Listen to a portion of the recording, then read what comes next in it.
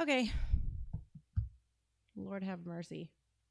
All right. So it seems like what's happening, to avoid copyright, I need to do the rest of this video in probably like 30-minute or 20-minute parts. So that's what I'll do tomorrow night and Monday night. I'll do 20. We'll just go through it 20 minutes at a time. And then thank you. And then we'll do our regular doom scroll and chill. So that's what we're going to do right now.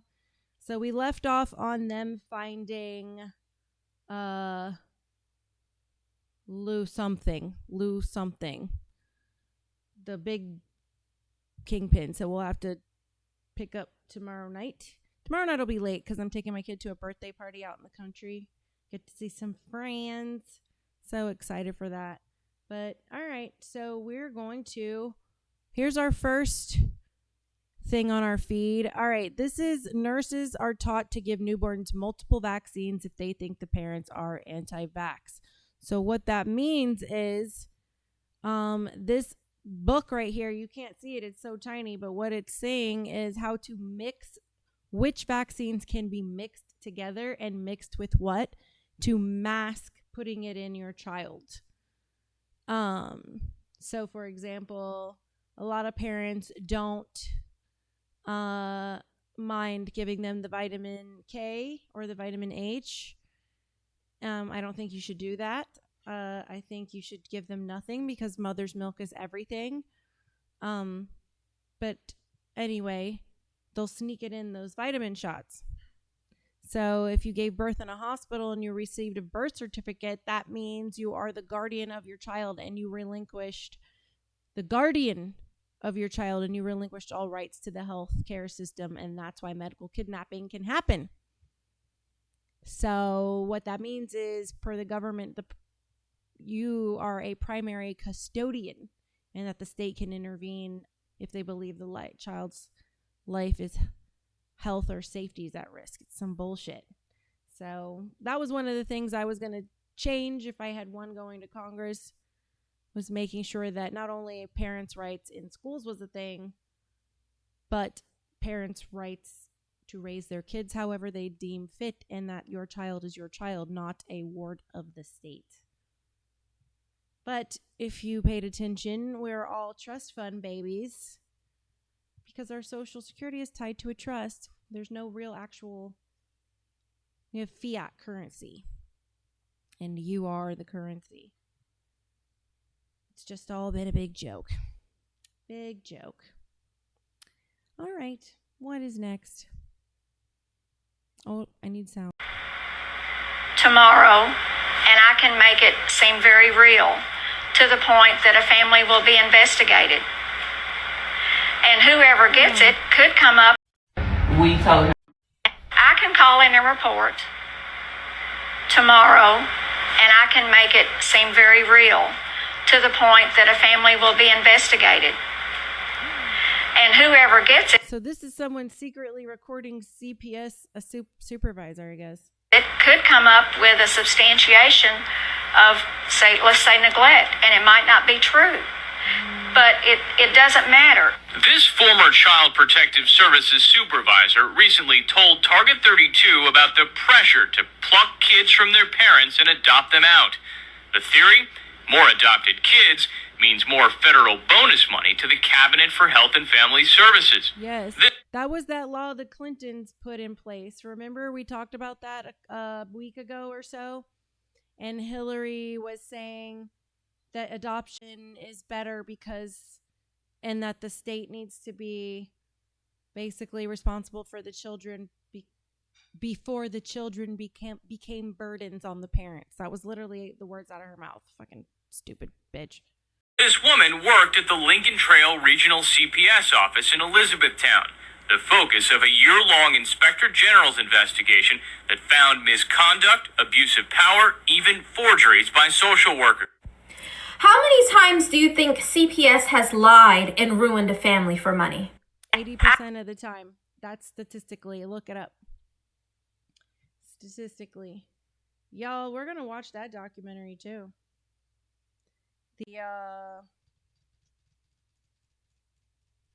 Never Again in America documentary. We're going to watch it. I'm going to make y'all do it. Y'all ain't got no choice. Y'all got to watch it with me because I like watching with friends. Let's see the chat. Jack says, remember when the medical experts said mother's breast milk causes cancer? What? They said that? I didn't know they said that at one point. That's crazy. Crispy says, the medical authorities are a joke. Many of the doctors and health experts are indoctrinated in the system designed to make and keep us sick for profit. Yes, you are 100% right. I sat in a class during the pandemic with Harvard where they were teaching all of their students in a children's rights class, students that would go on to be social workers, doctors, psychologists, teachers. They were teaching all of these students that the parents are the number one threat against the kids because they have the most power over the children. That's what they were teaching these young 20-somethings, 18, 19, 20, 21. It was from the age of 18 to 30-ish in there. I was the oldest one in there. I was 36. And yes, Zionism has a lot to do with this. Yep. Bolshevism. And the Antichrist. Yep. You guys are right on it. I love these comments. Okay. I don't know. I don't have titles for you because we're just improving right now. We told him thank you and let him know that we would start those care options.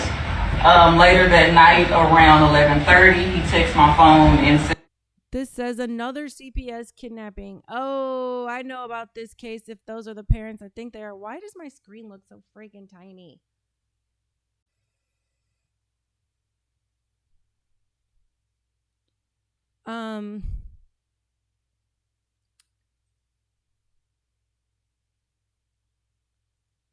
This happened in Texas. Oh, this was so sad. I think I posted on this. And I covered this on my show a few weeks back. But a Texas pediatrician, Dr. Anna Bot, calls CPS on a mother who had home birth. Cops arrested the father and the baby was pried from the breastfeeding mother's arms. And then when CPS came to get the baby, the court order had the wrong mother's name matched with the wrong kid. So her kid with a different mother listed as the mother.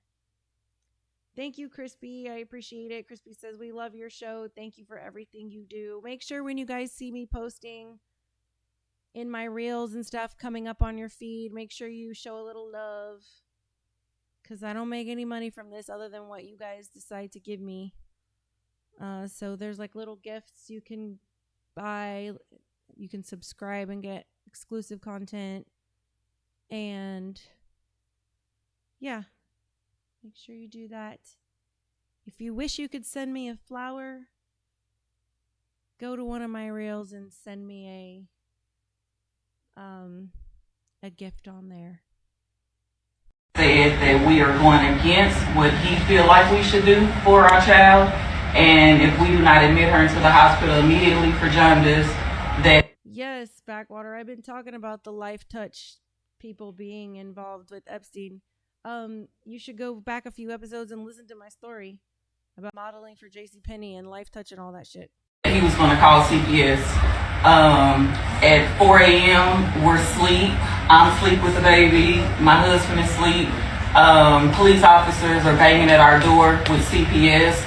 We let them know they have no jurisdiction and they needed to leave, which they did in that moment. An hour later, they came back with more officers, more CPS workers, a fire truck, and an ambulance, demanding that we hand over Mila, saying that she is now in the care of CPS. We again told them to leave, which eventually they did. The very next day, our midwife reached out to the pediatrician, just letting him know that pretty much he has traumatized us. We were traumatized. We were woken up by police banging at our door at 4 a.m. and 5 a.m.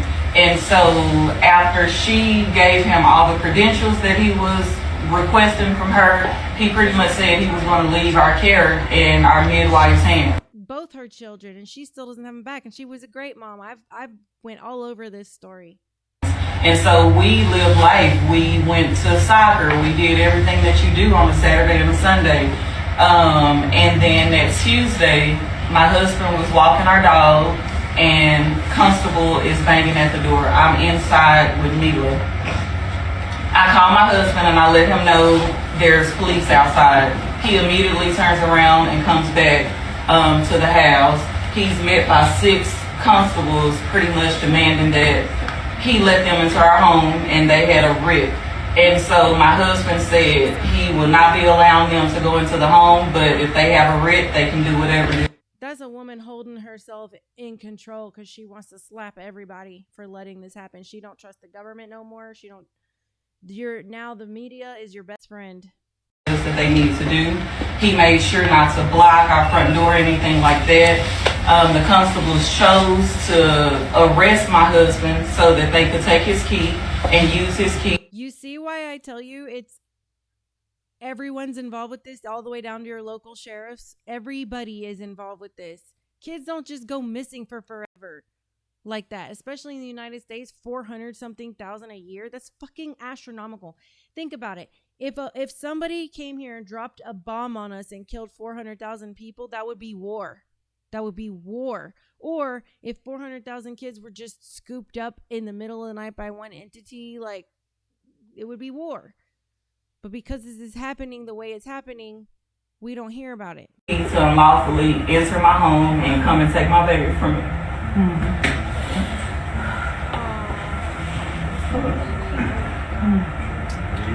From that point, since then, the way we appear now, we've been foot on the ground, reaching out to anyone. But I need to say, I'm sorry. When they came in and took her from me, I requested that I needed to see the paperwork. And so they insisted, no, give her first. And so they took her from my arms and they gave me paperwork.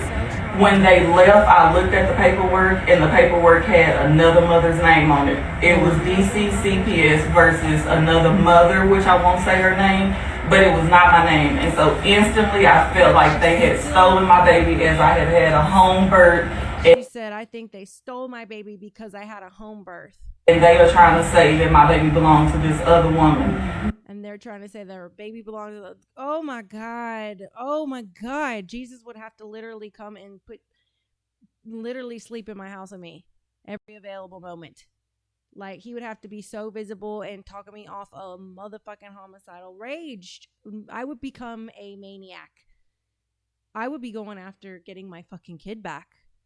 Oh my God. There was no contact information for me. I did not know where to turn. They had taken my husband from me and then took my daughter from me, and I was left by myself. Y'all saw me going through the motions of my child willingly leaving and what that did to me and how I made me feel towards my mom and my brother.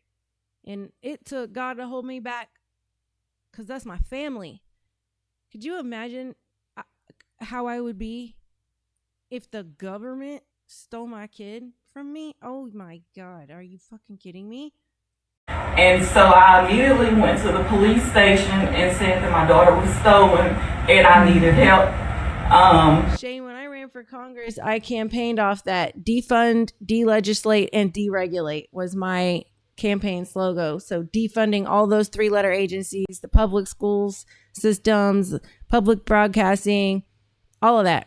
The officer found a CPS caseworker's name and number and gave that to me. And from that moment, I was yelling that this is not me. This person who's on this affidavit is not me. Y'all took the wrong baby. Y'all should not have taken my baby. And Margataru, I don't know how to say that. I'm just going to call you Marg, short for Margarita. Jack says, wonder what the statistics were in the 70s when I was a preteen and early teenager, because parents are monitoring their kids like crazy. Yeah, I will go back and look that up. Actually, that's in one of my books up here, all the missing kids. And, now that we have good pattern recognition now with social media, being able to share things with each other instantly, it is always fun to go back to the older studies and look at the behaviors across the board, for sure. And how the criminals have evolved, how the parents' behaviors have evolved. And it's crazy to see, looking at cases now where like, oh, this one definitely got trafficked, or this one definitely probably got assaulted before death. Just because you're seeing we've got better criminal profiles now, pattern recognition to follow. And it's always fun to go back in that time capsule and look at the old studies before the level of understanding we have now, and just see that there's been an angel working real hard with getting these kids this situation dealt with, because being like a child is what Jesus told us to be, because children are the embodiment of God's God, because they're unjaded, they're pure from birth, and it's the world that jades them. And if you don't have it in you to stop this, I ain't got no respect for you. From there, we have been fighting every day. We went to state representative office, calling who we can call, trying to get in touch with press, just trying to make as much noise as possible to get our daughter back. I just wish we could ride in on horses and go get her kid. You know what I mean? We've been up there almost every day trying to drop off breast milk, and just no help. I wish we could just battle the government out, man, over our kids. Like, it's time. That's far from the truth. I'm a very big member in the community. I coach kids. This is a nightmare. We're going to set fucking fire to the rain. That's what I mean. These things happening with these kids makes me want to set fire to the rain. Don't make me pull out my Tai Chi. Don't make me. So just to look at what you guys were talking about in the chat. I don't have it set up. But yes, some school districts in the United States are canceling or postponing Spring Picture Day in February this year due to concerns regarding Life Touch, the nation's largest school photography company, and its indirect and historic ties to Jeffrey Epstein through its parent company. Yes, of course it's the Zionists, because the Talmud that I have right over there that I will be going through publicly for you guys says that any goyim, which is a non-Jew, the word goyim translates to national cattle. We are beasts to do pulling their load, pulling their weight, and practice eugenics on, and make us the best little soldiers we can be to further their cause.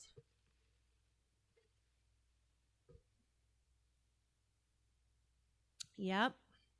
Oh, I got Anton LaVey's Satanic Bible over there too. I've got the Holy Bible. I've got books by Deepak Chopra. I've got everybody's shit up there.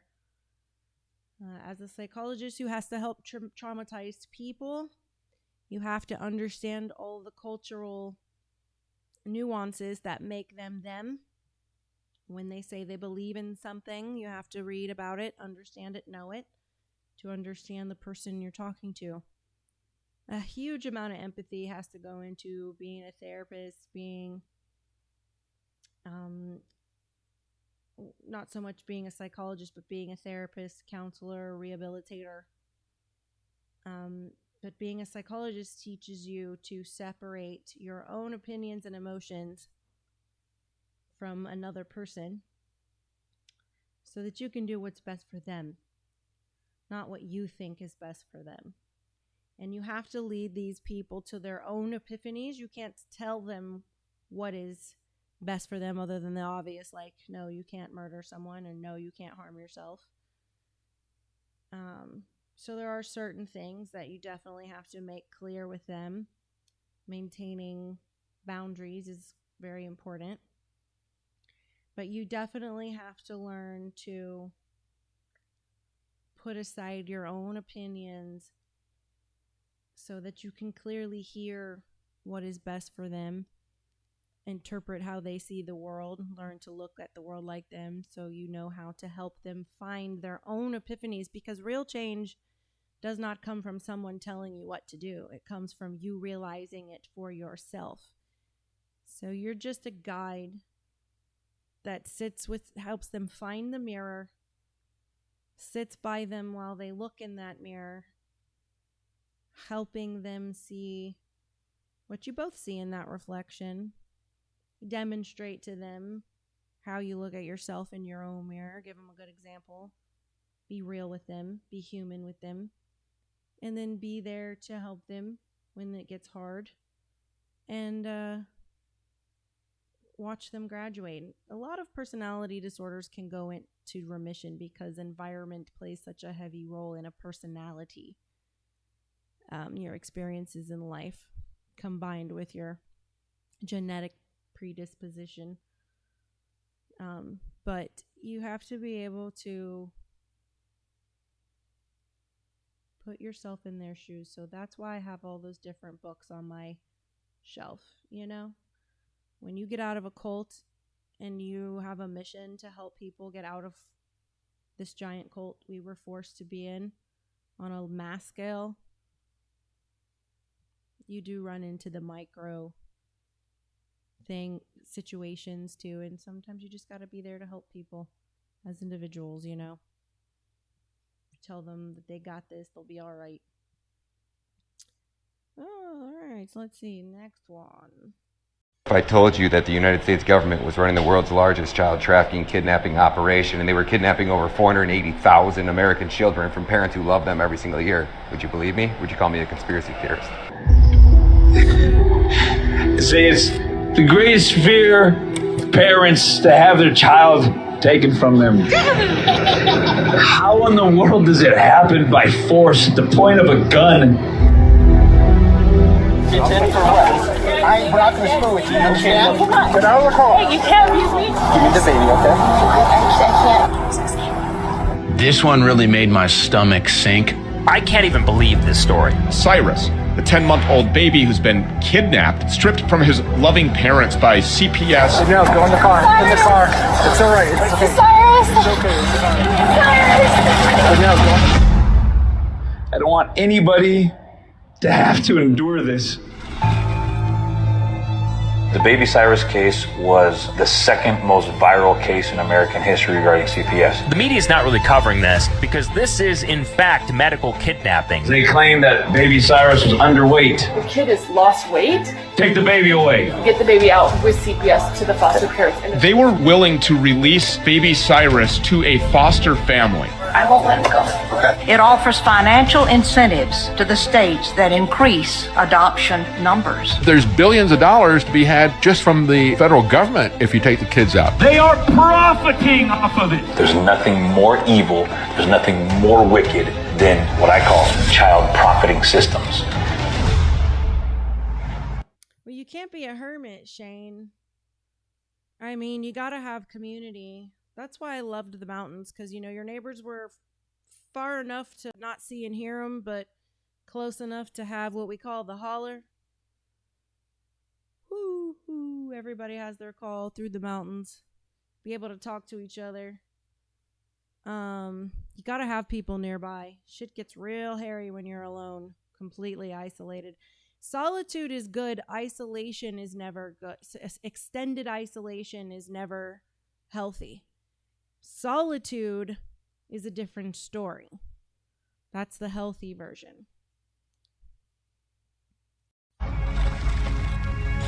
Once a child is legally kidnapped, the child is far more likely to suffer abuse. The most dangerous place to be for a child is in the government custody. He literally has missed out on his childhood because of this. In 10 months, I've never seen my grandson like this ever. They just didn't even properly care for him. It just looked like he was half dead. That's the care that these animals are saying. Protesters taking sides in a child welfare case. We need more people out here. We need more people to stand for this. I was extremely naive, and I thought there's no way that my son would be taken from me. These are loving parents. They followed every instruction they were told, and they're being treated like criminals. These parents, trapped in the system, become like refugees. They do not know what to do, and the loss of their children is devastating. No man lives in freedom if you live under the constant threat of your child being taken away from you by force. I'll do anything for Cyrus, for my son. I'll do anything for him. I've seen this so many times. I can't be that next person. I can't. 54% of the time that CPS takes a child from a loving family, that child never sees his mother again. The documentary never. It's higher than that. It's actually higher than that. It's in the 80s. 80%. Ugh. Let me see how many more I have. I think I'm about to end the show here while it's on topic. Yeah, so tomorrow I'll be on late after this birthday party. And we'll watch 20 to 30 more minutes of the other documentary. What was the name of that documentary? It's called, I gotta write it down real quick.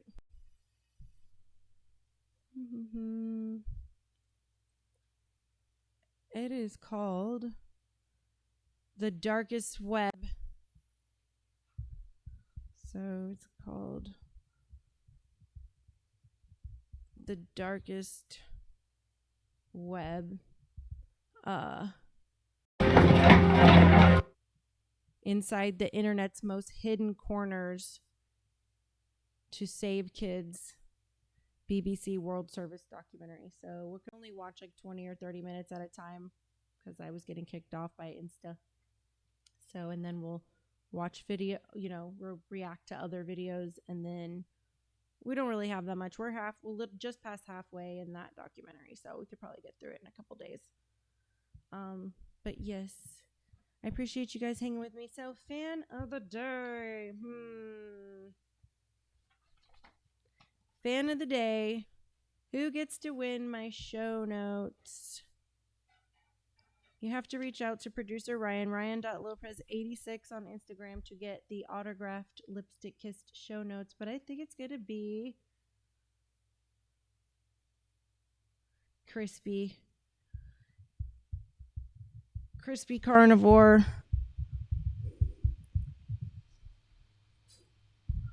You won fan of the day. You get an autographed show notes, lipstick kissed, mailed to you. You can also email us at thirsttrapnews@gmail.com if you want to email instead of message producer Ryan on Instagram. But yes, so now that he will be off work for a couple days, those will get mailed out. So congratulations to everybody who's won. OMG, my father-in-law just joined my live stream. Well, hello, Papa Lopez. He is in the chat. I haven't heard from him in a long time.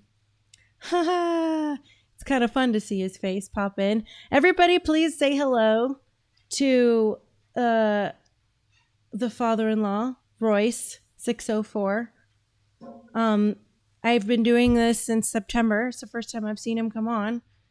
You're welcome, Crispy. Aww. You can frame it. Save it. It should it might be worth something one day. Backwater, say hello to my father-in-law. I don't know if my father-in-law will type in the chat. I doubt it. But Roy 604 has joined my live stream. I feel accomplished now that he has taken a peek. I feel nervous all of a sudden. Oh my goodness. Now I'm like, I have to be on my P's and Q's. Huh? Yeah, I know. I wonder how he's awake. I wonder that probably means they're traveling. They're probably They're probably going somewhere fun without me. All right. Well, that is... Thank y'all for saying hi to my father-in-law. But that's all I have for you guys tonight. I did it. I made it with this horrible migraine. I didn't act like I was drunk or high. The last time I had a migraine, they were like, "Are you high?" I'm like, "No, this is what it looks like when your face is in utter freak out mode." It's because what migraine is it's a neurological condition. It's not a headache. So you always have migraine, and when you feel the pain from migraine, you're having a flare-up. So it's actually has to do with like calcium receptors in the brain and all stupid shit. And hormones and all that dumb shit. Huh? Yeah, they thought I was high because my eyes were droopy. And that's what happens during a migraine. It's a whole neurological... I haven't smoked in almost 2 months. Yeah. That's because I will be going to the neurologist and for all of the concussions I have collectively had in my life. Because I'm in a bit of cognitive... having some cognitive situations. And some vision issues. But so I just wanted to get a good baseline, you know what I mean? Take the cannabis out the mix because it messes with your short-term memory. My short-term memory is like not doing very well. So yeah, but it's, sustained periods of stress also do a lot. It rapidly ages you. And both my grandmothers on both sides had Alzheimer's, so I'm like hyper aware of what's going on with my mind, my brain. It's not my mind, it's my brain. It's like struggling sometimes to hold on to information. And I'll forget what I'm doing like in the moment or forget what I'm saying in the moment.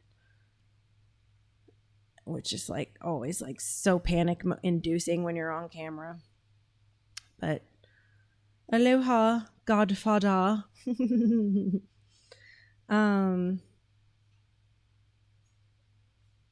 So it's not really Bell's palsy though, just so you know, but it's a similar symptom. It can make whatever side of the face droop.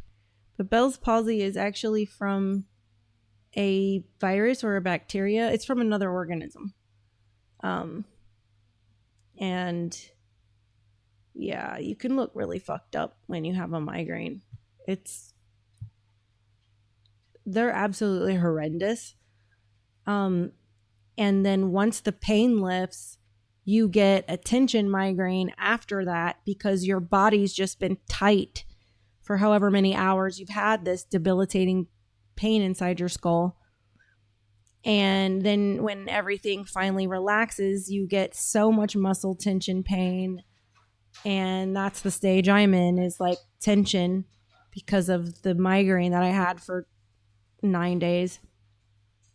And so it's called a post-drone after the pain goes away. So it's much like a hangover. You slur your speech, you feel tired, you feel dehydrated, you feel just like sleeping after the pain is gone. It's called a post-drone, D-R-O-N as in Nancy, E. And it can look a lot like a hangover. And you do need you want to avoid calcium, you want to avoid things that are going to aggravate the calcium receptors in your brain. So when it's a true neurological condition, taking a shot called Amavig or there's another one. I took Amavig for a long time, which actually took them down from 25 days a month to like 5 days a month. And then where that didn't help me was those were hormone related, gender related, high estrogen fluctuation related migraines. So whenever my estrogen would rise, I'd get migraines really bad too. Different type, hormonal trigger. But there's 2, like 3 or 4 different types of migraines. So, there's your little... health is also another passion of mine, because as a spiritual person, once you become spiritual, you realize the gift of life, and you really treat your body better, kinder. You like to keep the toxins free. Stress becomes something that's very aggravating to tolerate, so you start to minimize it a lot, But anyhow, I just keep blabbing because you guys keep blabbing in the chat, but I do need to finally just, I guess, pull the trigger. My freaking dogs are having a damn tantrum, so they've been patient long enough. All right. Thanks for chilling with me. With that, I bid you adieu. Good night.